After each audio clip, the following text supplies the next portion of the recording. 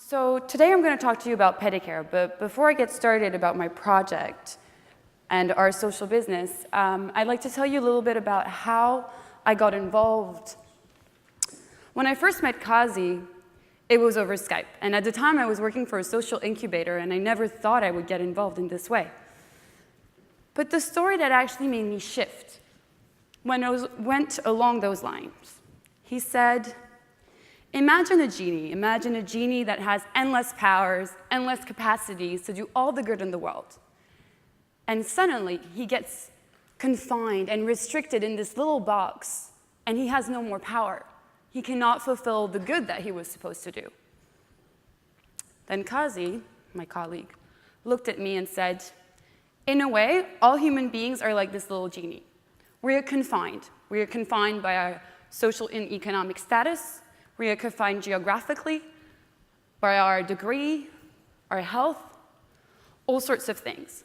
But although we are confined, I deeply believe that as individuals that have free will, we can somehow escape, a depression running through the family, or poor degrees, or poor education. There's a way for us to get out there, and as we grow up, to faire nos preuves, to show to the world that we can actually get out there. But now imagine that you're confined at an age where you can't make those decisions. Imagine that you're confined between 6 months and 3 years old. This is what's currently happening in Bangladesh. In Bangladesh, 48% of children are malnourished or undernourished. What this is also called hidden hunger, it means that you do not have all the nutritional value that you need to develop properly as a child, both mentally and physically. Also, what we discovered when we did our research is that 38% that children who don't attend school are actually malnourished. So what we came to realize was that there was actually this circle of poverty, this systemic problem going on, where you're malnourished as a child, you don't access education, and because you're not educated and you don't have the money to send your kids to school or to nourish them properly. So you end up in this systemic problem where you really can't get out of it. That's when social innovation kicks in.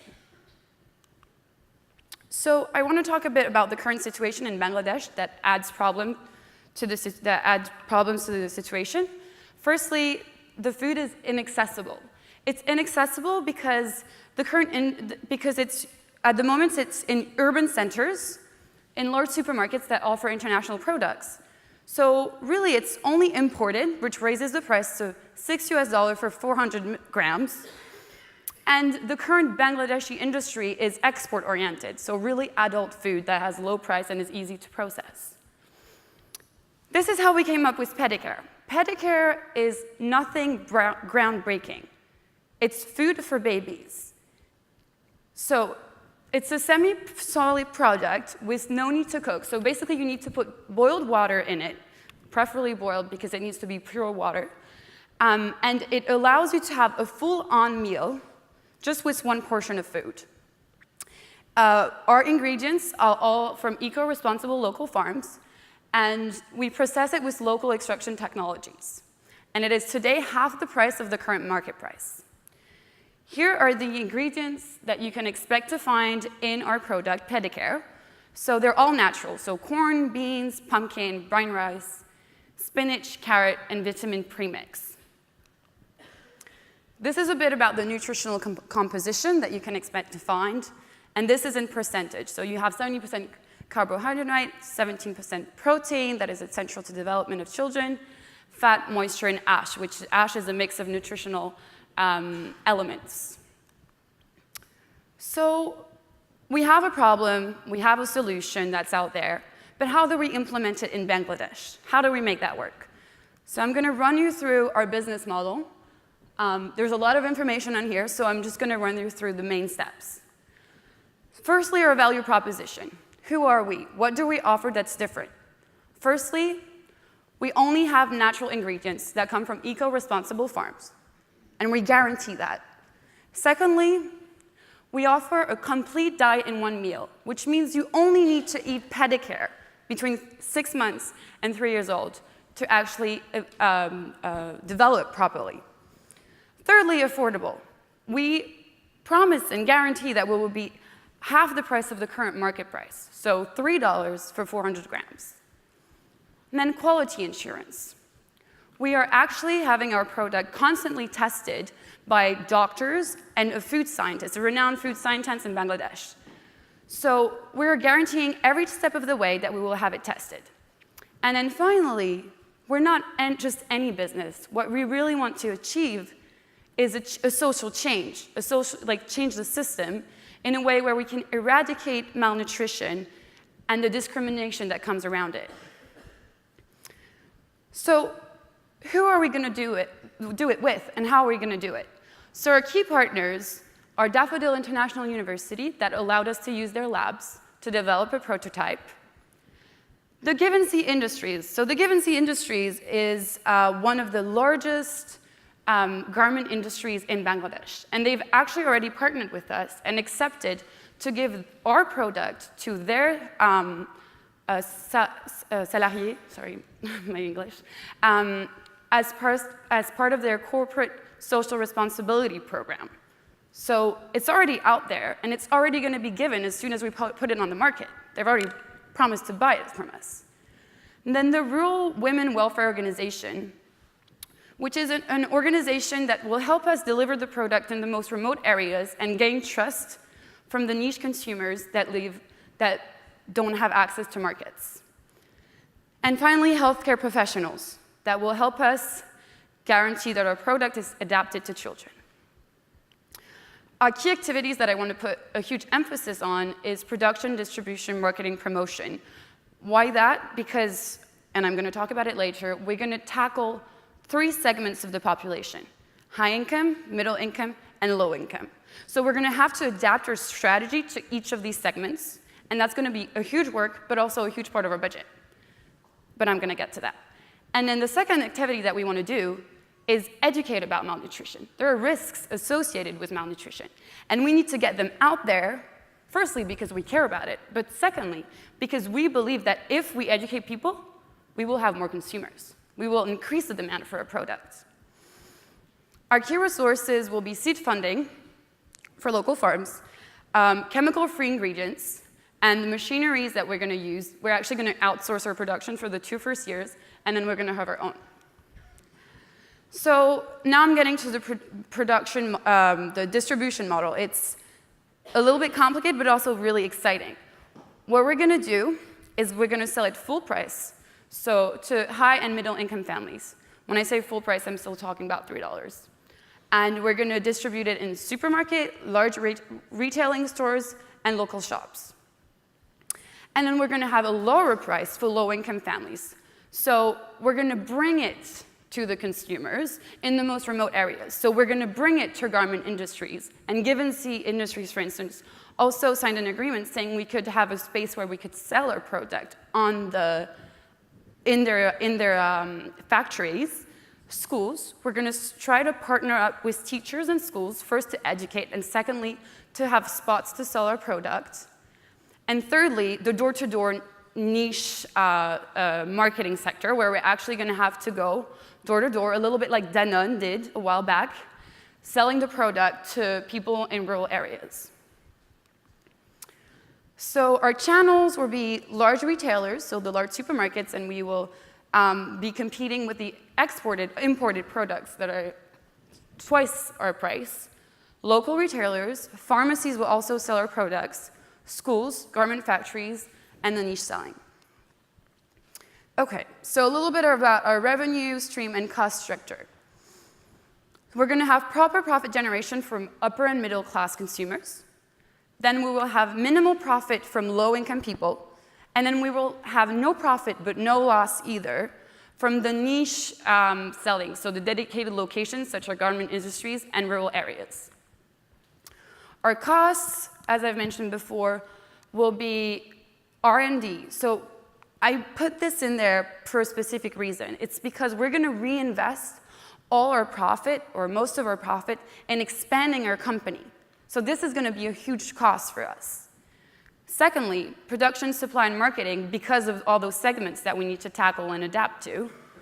And then buying our products from the eco-friendly agro-farms, our quality assurance, awareness building, and our admin costs. All right, so this is all good. We have our problem, our solution, our strategy. But then what makes us different? What makes us different from any business? Well, see, we're a social business, so we actually have a vision and a mission. And our mission is to ensure proper nutrition for preschool children. And we believe that by ensuring this in the future, we will actually participate to the social and economic development of the nation as a whole. But how are we going to go about this? Well, we started up from there. Our main assumption was that 48% of children are malnourished, and it impedes on their physical and mental health. And they can't get out of it. It's a circle. But we also believe that if they're properly nourished, those people as citizens can be an asset to society. So the output that we're going to do is we're going to release 1 ton per day in 2 years' time of PediCare and touching upon 100,000 children under 5. And we're going to create over 1,000 jobs. The outcome will be increased access to cheap weaning food, decrease in malnutrition, and increase in employment for women. The long-term impact will be as our vision. So it will be increased mental development of the next generation and social economic development of the nation as a whole. I also wanted to, it's not in there, but say women and children empowerment is also something I think we will get out of this. Social impact measurement. So we also started thinking of ways that we could measure our social impact, because to create social impact, you need to measure it and constantly adapt to what you're doing. So we came with one quantitative way of measuring, which is the number of sales per segment. Are we touching upon every segment, and are we doing that properly? And the number of jobs that we create. The qualitative one will be the education about nutrition, probably with surveys to try to identify if mothers and children understand more what malnutrition means. The physical and mental development of children, we will probably have to examine that with doctors, and since we do have a doctor working with us, that's something we could put together. And women and child empowerment, that's also something we can measure, probably using local NGOs. So a little bit about how we started this, where we're now, and implementing our product. So we started everything by doing surveys and field studies. So from our surveys, we gathered that only 20% of the population in Bangladesh can actually buy food for babies, and that I think it was 70% of the population wants to buy it but just can't purchase it. We also did a crowdfunding campaign. We gained $4,000 from that campaign, which doesn't seem like that much, but in Bangladesh, crowdfunding is not popular at all. No one uses this, and most people don't have credit cards. So managing to raise $4,000 was actually a huge achievement for us. So how are we going to market our product? What are our marketing strategies? So it's a little bit complicated in the sense that we're tackling different segments of population. The first one being high and middle income families. So the way we're going to try to tackle the higher income families is through a mobile app. And so that mobile app will have promotions on it and will allow you to find out information about nutrition. See, someone in the first round told me, but wait a minute, families probably that have high income probably can feed their children properly. It's true. Their child is probably not underweight. But does that mean that he's probably nourished? See, we want to develop an app that will educate people about nutrition as a whole, right? So this kind of application would actually be very helpful to Canada that has a huge problem of overweight. So there's a lot of things that we can do. Then organic food, the fact that we're ethical and that we're working with local farms is probably going to be more appealing for high-income families. And then for the low-income families, what we're going to do is make sure that it's available and accessible for them. So for that, we're going to go work with the local NGOs to gain their trust. And we're going to make it creative as well, because that makes it appealing for them. The fact that we have one meal with one product. And finally, the last detail that's actually kind of funny is that it's lemon flavored. And apparently in Bangladesh, lemon is, I don't know, it's a little bit like avocado in Mexico, like everyone loves it, so it works. So that makes it appealing for all segments of society. All right, and then I'm going to walk you a little bit through our processing, because since we already have our partnerships, we already have a really good idea of where we're going. And we already have the structure to process our products. So we're going to start with the raw materials that we're going to get from the eco-friendly farms, sorting the produce, fermenting it, and washing it. And then we're going to dry it, sorry, there's a typo here, pulverize it, so split into little pieces, sieve it, which is basically draining it, multi-mix it, so mix it in a mixer, vacuum dry it, cool it, and then agar filling is when you make it in small packs, so according to what packs you want to do. That's one thing that's important for us, because through our surveys, we realized that a lot of families don't actually have enough savings to buy 400-gram packs. And so this is when we came up with the idea of micro packs. So actually, when we're going to do the door-to-door selling for rural women, we're going to use micro packs that are 100 grams and then way cheaper. And then finally, the wrapping. So this probably gives you a real image of what our product is going to look like. So where are we now? The prototype is already existing. We have partnerships with one of the largest garment industries, which is Givenchy. We already have a partnership with a factory to outsource our product during the 2 first years. We have one partnership with an agro farm. We've raised $4,000 through a crowdfunding campaign. We won the second round of this case competition, and it was $10,000. We also have Dr. Belal, which is a renowned food scientist that's going to overlook both the production of the product and the industrial setup. So he helped us choose our partner to make sure that it was safe. And then we have connections with influential leaders in Bangladesh.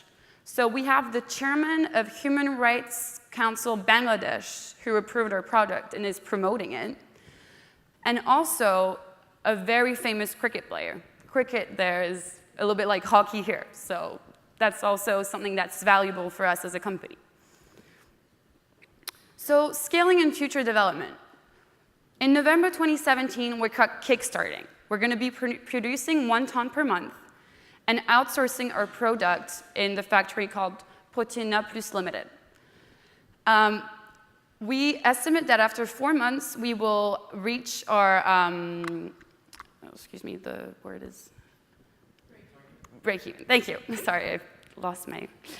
In November 2019, we will reach, so 2 years after we kickstart, we will reach our full capacity, which is 1 ton per day, and we will do the production in our own factory. And in 2020 onwards, we hope to specialize according to the different age range, right? So if you're 6 months to 1 year old, you will have one type of food, and maybe from 1 to 2, another type of food. So we can improve on that. So that's something we're going to look at, and we hope to reach 3% of the Bangladeshi market, which is about 150,000 consumers, and produce 50 tons a day. All right, so that's the financial analysis. We work as a team, so this was not done by me, and if you have any questions regarding the finance, my colleague will answer them more in details. But what basically I wanted to point at is that our cost per unit is only of $0.65, while we sell it at $3.5. So even though we're selling it half the market price, we're still making profit out of it. And I also wanted to show you a bit about the marketing cost. As I've mentioned before, marketing will be huge for us. So if you look at the numbers, it's almost as expensive as the price of producing our product. And this is the financial analysis for the 3 next years to come, with the operating expenses that are always lower than the profit. So that gives you just an idea, like visually, about where we're at. The total investment that we need at a moment is $64,000 approximately. So there we go. So then there's one last thing I wanted to talk about. We're a social business model. So we're a social business in the most pure sense you can imagine, the way Mohammed Yunus taught it, which means that we aim to solve a social problem, and we're non-loss, non-profit, non-dividend. So when I say non-loss, is that we're sustainable. We actually make profit. But when I say non-profit, what I mean is that we reinvest all of our profit in our company. And when I say non-dividend, what I mean is that when you invest in our company, you only get your money back. You don't get anything else. I also wanted to, so these are our 7 kind of principles of our company. And the other thing I wanted to emphasize on is that we're gender sensitive. We have 2 women as chairs on our company. And we also work with rural women and try to employ them and empower them. So that's something that we have at heart. And we're environmentally conscious because, as you know, we use local produced products that are eco-friendly. Finally, the workforce. The workforce gets market wage. We can't afford to pay them more, but we guarantee better working conditions and proper nutrition for their kids, obviously. So I'm going to open up the floor for questions really soon, and I have a bit of time to put the Skype on. But before I do that, I want to introduce my team that's currently not here with me, unfortunately. So Kazi is our executive director. Shamsun, we call her Lipi, is our marketing director who worked very hard on those slides with me. And then Bhaskara is the finance director and Faisal the supply director. So I'm gonna get them up on Skype for you, and I'll try to answer with them to your questions. Oh, and by the way, they can't hear us, so I'm gonna have to type them in, so please bear with me. It was really important for them to be here.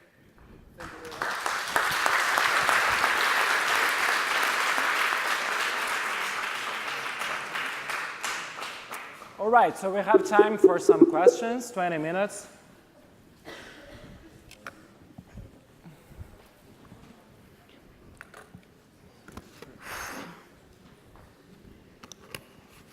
Can you give me 1 second?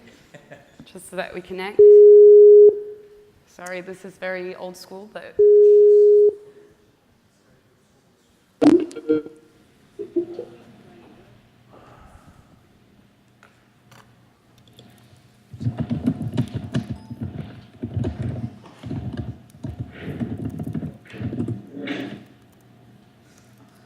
Okay.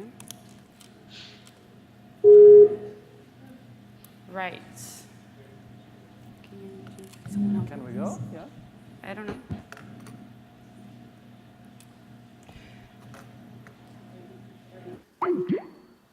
All right, I'm going to take the first question, and I'm going to try calling them. All right, so we can start timing, please. Can I go ahead? Yep. Yep. It's a huge project to explain in 30 minutes. Yes. There's lots of information. But could you expand on the landscape for food production and food distribution in Bangladesh? What is the competition? What are you up against? So at the moment, there is no competition in terms of food, like weaning food, so food that is nutritious for children, because so there's been a kind of a green revolution like you have in India and Bangladesh, and they're producing a lot, but they're producing in a perspective to export. And so they're mostly exporting to neighboring countries, but they're oriented towards adult food. And there's no food that is available for baby at a cheap cost. So what happens is that most of it is imported, and the imported product, well, the price rises automatically, and it comes from Western countries. And we're talking about $6 for 400 milligrams. And take into consideration that 30% of the population in Bangladesh lives with $2 a day. So $6 is huge. Got one question. What's your relationship with the Bangladesh government? So basically, you seem to be doing part of their job, which is sometimes what social business is all about. So what kind of relationship do you have? What are you expecting from them? Curious to hear what you have to say about that. I'm going to try to ask this to my colleague and see if he's there. We need food, so food that is nutritious for food. Okay, I don't know.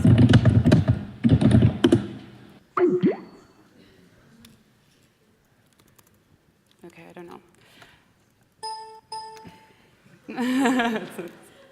know. So the question was, what can we expect from, I'm sorry, this is very, what can we expect from,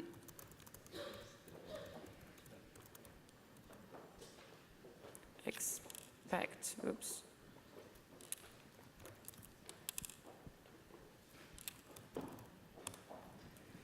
Okay, let me try.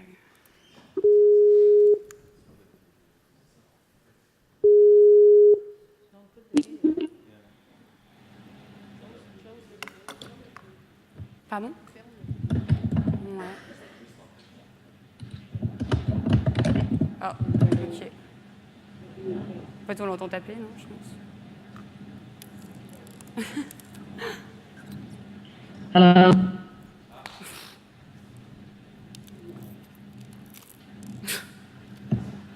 Okay, so from Bangladesh, from me firstly, and thanks to the organizer to giving us this opportunity for being here, and thanks from on behalf of all the malnourished children from our country and of all the third world. So as the question was that what kind of help we're expecting from the government. So I would say that in our country, entrepreneurship is highly appreciated by the governments and also investors. So I think if we will already have a prototype product in our hand, so we have license sales from the government, and also there is a social business industrial park existing in our country. Our country and of all the third world. It's Eid Mubarak at the moment, so it's yeah, the thing is I don't have all the answers to the questions because we work as a team, so it's a little bit difficult. Okay, so can you hear me now clearly? Yes.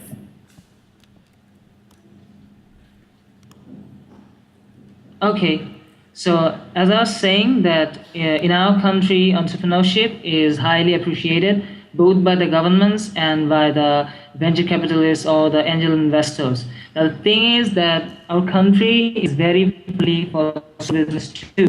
We already have a social business available in the country, and we believe that since we have highly food scientists and industrial specialists, so if we license the product, we'll have all necessary help from the government. And as Margot has said before, that we have already gained support from the chairman of National Human Rights Commission of Bangladesh. So I think using our passion and dedication, we'll be able to get necessary help from the government. It won't be a problem. Okay. Yeah. So I don't know if this answers your question. I'm sorry, it's a little bit difficult to communicate, but I think, yes, he was talking about the human rights chairman that's helping us, and I think we're going to tackle more influential leaders. I mean, if the government hasn't stepped in so far, it's going to be a hard work to convince them to put money towards this, but it's definitely something we're going to look into. Okay. Questions? Congratulations for your presentation and for your courage of being by yourself. You were saying that your business model will rely on upper and middle class to pay a higher price for the food. Yes. What if that won't happen? Okay. So I've had this question before, so probably there's something missing in my presentation to be very clear about this. We're selling the product at the same price for everyone. The only people that get it at a cheaper rate are the direct selling points, so garment industries, schools, and niche door-to-door selling. So we're still making profit on our $3 offer, which is affordable for some low-income families, for middle-income families, and certainly affordable for high-income families. So it's still half the market price, right? So we still think that we can touch upon quite a large, definitely high class, definitely middle class, and some of the low-income families can probably buy it. Those who can't, we'll bring it to them in smaller packs or at a production price, right? But even if we sell it half the price, we're still making profit. Remember my slide about the costs of production? We're still making profit out of this. And then one of the questions I had last time was about, well, how is it appealing for high-income families? A lot of high-income families want the best for their children, and so maybe they'll actually be happier. Wait, maybe I should cut the sound on this.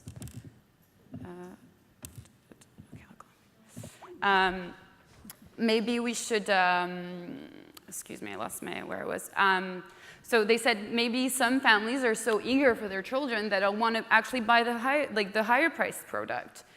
But I think our answer to that will be to have organic product and have a real marketing strategy towards high-income family. And I think it will be also about first of all, it's very efficient. It's very easy. So, for example, a businesswoman who comes home just has to put water in the mix. So that can be appealing to some high-income families. It's tasty, because lemon-flavored food there is very trendy. It's still half price, and we guarantee that it's locally produced and it's bio, right? So that can be appealing to high-income families. And then the effort on the other families will be getting that out for them to actually be able to buy it. So we'll be targeting them and bringing the product to them. Does that answer your question? Hi. First of all, congratulations on the presentation. It was very thoughtful. Thank you. And just big congrats to you and your team for the presentation. I'd like to know a little bit more about your partnership with the garment factories. It seems like a very key component to accessing the low-income segment. Could you speak more to their commitments? Okay, so so far what we've signed upon with the Givenchy industry is that they agreed for us to, at first what happened was that they agreed to for us to sell the product on their land, to actually go there and be able to sell it to the women working there and promote the product. So we were able to promote it and educate the women about our product and malnutrition, and then we were able to sell it there. So that's what they want us to do. So we went with the prototype and we showed it, etc. So that's what they agreed for us to do. And then as the discussion moved on, we managed for them to sign an agreement. And what they're going to do is they're going to buy it full price from us. So right now we're actually making profit, because technically when we sell it to those particular, sometimes it's difficult to speak in English for me. But when we put it in dedicated locations and when we bring it to the consumer, we typically sell it a little bit lower. But this time, they accepted to buy it full price and to give it, I can't remember, either for free, either at a very, very low price to their employees as part of their corporate social responsibility program. So they're actually going to buy it from us, and it's guaranteed, and then they're going to give it to their employees. And that's already signed. So that's a huge deal for us, and that's why I put so much emphasis on it. So for what I understand, we still have 3 here, right? And 1 in the public, okay? And we have 9 minutes 30. Just a quick follow-up. How many factories are there? Is there, because it seems like you need many if you're reaching rural communities. That's unfortunately, that's something I would have to ask my team. I can get back to you in a couple of minutes and ask them maybe later, if that's okay. Because to be honest, I'm not sure about the exact number of factories, because that's a very specific question and technical. But yes, but that's one of the main ones though. So we're out there, and it will be quite easy. We're already started looking for other industries that we can sign agreements with, and they have different locations, right? So Givenchy Industries has different factories. So first of all, we can go to all their different sites. And then secondly, we can start branching out to other factories. So I echo Danica's congratulations and also your management of the Skype. Not easy. Two quick questions. So one is just if you could speak a little bit to why specifically Bangladesh. You know, there's child malnutrition everywhere, even just down the street. So is there a particular reason about the market or the team? And then the second question is I understand that your cost structure related to your cost, but I don't have an understanding of the cost of the product relative to your client's capacity to pay, specifically on the lower income. So I think you mentioned 30% of the population lives on $2 a day. So would they be able to afford your product at its current cost? Okay, so what was the first question? I already Why forgot. Bangladesh?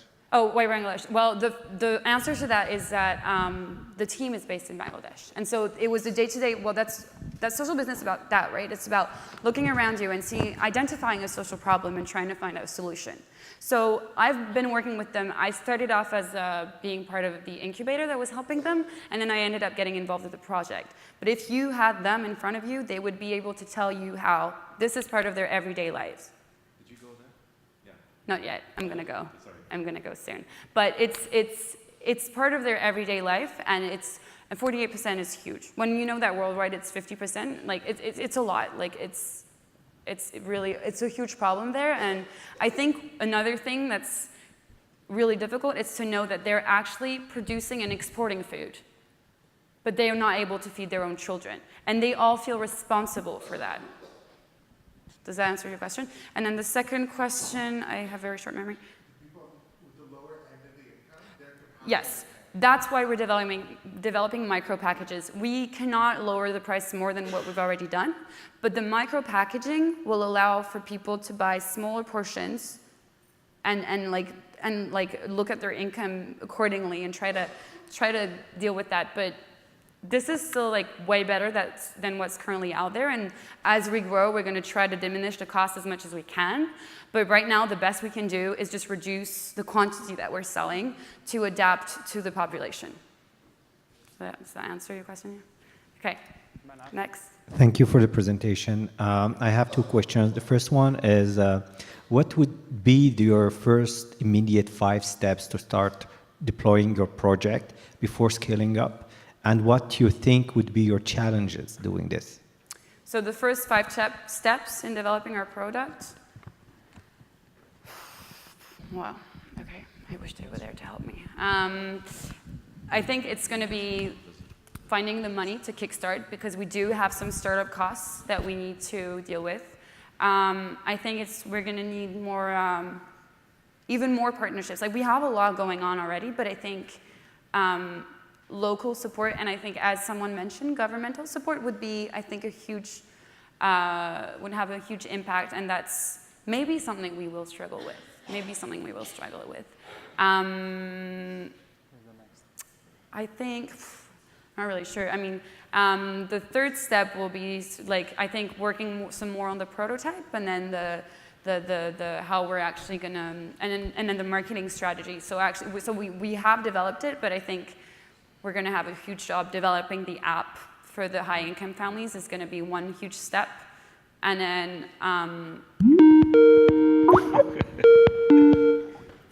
You want to be here. yeah. So. You won't like it. He might have an answer. He provided the answer for the previous question. Yeah. Okay. So I think he'll be able to detail it a bit more for you, because he definitely has a better vision than I do on this. But yeah, I think the main steps will be testing some more of the product, looking at our marketing strategy, looking at more financing, because we need to start the company in November, so we need the money. And then, yeah, going in that direction, definitely. All right, so we have a question there, and then you, please. Okay. Sorry. Again, great presentation and project. I've personally been to Bangladesh, and there is a lot to be done there, so glad that you're doing things there. I have a question concerning the finance model that you have. So you mentioned you received some crowdfunding and that you're looking for investors but don't want to give dividend. What type of investors that would be, and if it's such a crucial part of your project, why don't you allow for dividend and take it as marketing costs and crucial to the development of this business? And if you look at the 4 months for break even, that's very quick.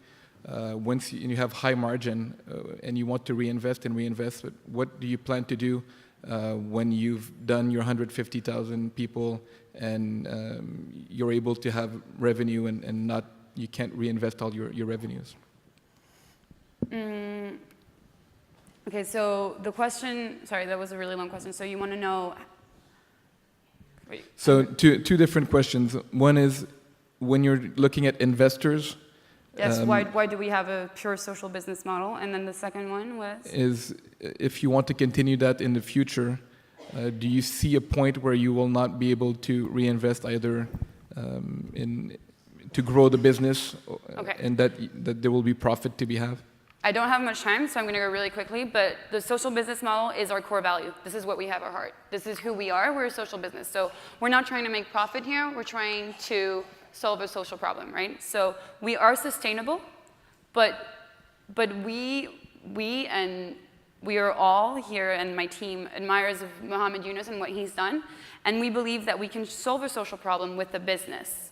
And we can expand that business, and we can grow very rapidly because actually there are other companies that have expanded in Bangladesh really fast in the agro business for children. But the difference between us and them is that they don't have a full meal. What they offer is additional nutrition or short-term. So like, for example, there was this yogurt that was developed. And so when you have a crisis of malnutrition, you can eat it for 2 weeks, and that will make you feel better, and then you can go back to eating poorly. We're developing something different, something new that can expand because we have experience of other companies that have expanded really fast. But just the difference is that we are not looking for profit. We're really looking to have a social impact. And that will be the same now in 2 years and in 5 years as we grow, because when we grow, we're just going to try to expand and go to other countries that have the same kind of problems. That will be the dream. And then that's the answer to your question. Okay, we have time for our last one. I have. Yeah, my question, my name is Jourdin. Yeah. So my question is more about the scalability of the project, The what? How scalable it is. The scaling of the Yeah, project? exactly, because you put the numbers for 2020s, it's cool, but it's far for me. But do you think about a way to franchise it, or because I know a lot of countries will need this. If you have an R&D and a process, it's just like Coca-Cola, right? You have Coca-Cola on other country, right? So do you think about something that can make it very scalable, so we can finance it or have different production in all over the world? Well, I don't think we're looking to become comment dire? We're not looking to, I don't know to produce everything in Bangladesh and then export it all over the world. That's not the purpose. When we're talking about social businesses, we're talking about creating local jobs and developing the local economy. So if we do scale, we would scale on the same model but in different countries, right? There's no point in us just producing for the whole world and giving it out there and just us benefiting from it, right? Right, but I think we would really, in that case, we would really try to develop it there and locally and adapt it to the local economy, the local jobs, and time's up. So we can discuss this later if you want. Thank you everyone for listening, and thank you very much. Sorry about the Skype.